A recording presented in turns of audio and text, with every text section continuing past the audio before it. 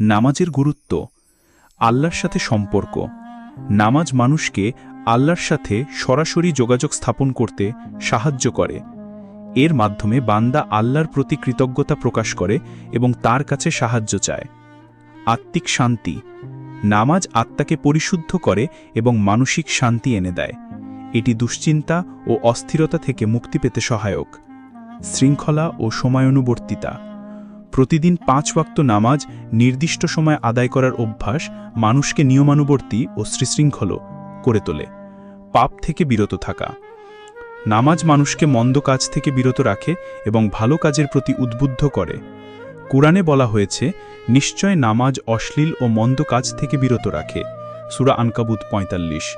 ঐক্য ও ভ্রাতৃত্ব। জামাতে নামাজ আদায় করার মাধ্যমে মুসলিমদের মধ্যে ঐক্য ও ভ্রাতৃত্ববোধ গড়ে ওঠে। সবাই কাঁধে কাঁধ মিলিয়ে একই কাতারে দাঁড়িয়ে নামাজ আদায় করে। ফরজ নামাজগুলো হল ফজর, ভোর, জোহর, দুপুর, আসর, বিকাল, মাগরিব, সন্ধ্যা, এশা, রাত। নামাজ আদায়ের নিয়ম। নামাজ আদায়ের জন্য কিছু নির্দিষ্ট নিয়ম ও শর্ত রয়েছে, যেমন পবিত্রতা। নামাজ আদায়ের আগে শরীর, পোশাক এবং নামাজের স্থান পবিত্র হতে হবে। অজু বা গোসল করে পবিত্র হতে হয়। সঠিক দিক। কাবা ঘরের দিকে মুখ করে নামাজ আদায় করতে হয়, যা কিবলা নামে পরিচিত। সঠিক সময়। প্রত্যেক ওয়াক্তের নামাজ নির্দিষ্ট সময়ে আদায় করতে হয়। নিয়ত।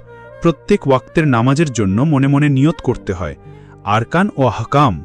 নামাজে দাঁড়ানো, রুকু, সিজদা, বৈঠক ইত্যাদি নির্দিষ্ট আরকান অর্থাৎ স্তম্ভ এবং আহকাম অর্থাৎ নিয়মাবলী রয়েছে, যা সঠিকভাবে পালন করতে হয়।